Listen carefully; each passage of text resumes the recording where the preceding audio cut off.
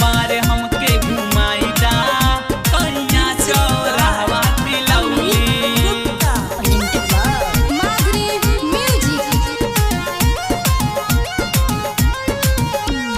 पासे बहुत घुमनी घुमनी रुधौली, अब नाही जाइब पिया काजी रुधौली।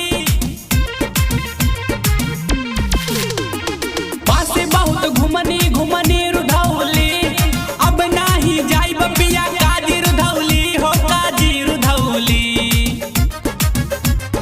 एक बार हमके घुमा दा, एक बार हमके घुमा दा सैया चौराहा तिलौली। एक बार हमके घुमाईदा सैया चौराहा तिलौली।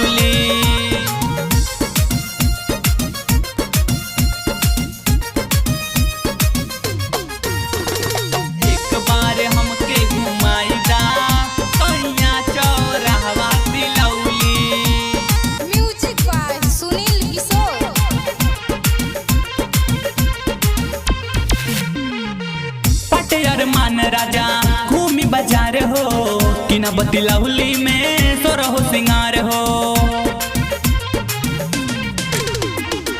पटियार मान राजा घूमी बाजार हो, कि न बतिलौली में सोरहो सिंगार हो।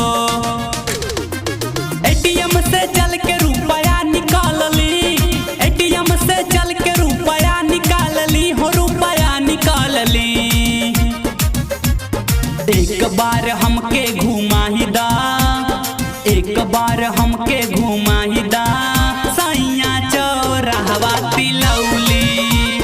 एक बार हमके घुमाईदा सैया चौराहा तिलौली।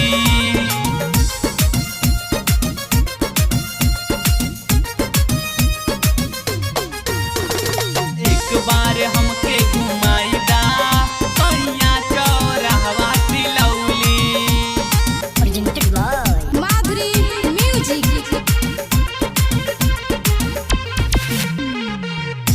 गोलगप्पा पिया हम अर्जेंट में, चाउमीन खिया दा तू बॉम्बे रेस्टोरेंट में। खाइब गोलगप्पा पिया हम अर्जेंट में, चाउमीन खिया दा पिया पापा रेस्टोरेंट में। तू नील किशोर जी के साथ छोड़ली, तब जाके शिवा साजन के पावली हो, साजन के पावली। एक बार हमके घुमाईदा, एक बार हमके घुमाईदा सैया चौराहा तिलौली। एक बार हमके